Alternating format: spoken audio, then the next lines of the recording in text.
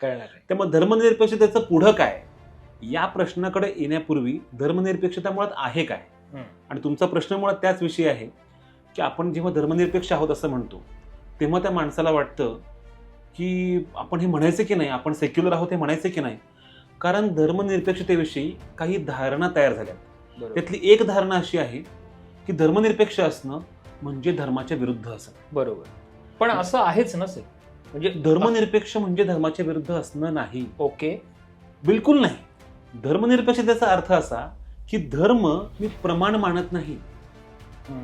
मी माझ्या वैयक्तिक आणि सार्वजनिक जीवनामध्ये कुठल्याही प्रकारचा भेदभाव करत नाही. म्हणजे मी नेहमी असं म्हणतो की मी हिंदू आहे, मी मुस्लिम आहे, मी ख्रिश्चन आहे आणि मी धर्मनिरपेक्ष आहे. याच्यामध्ये कोणतीही विसंगती नाही. आपल्याकडे धर्मनिरपेक्षता हा शब्द नव्हता, तो नंतर टाकण्यात आला. तर हे जरा आज आपण हा मुद्दा समजून घेऊ.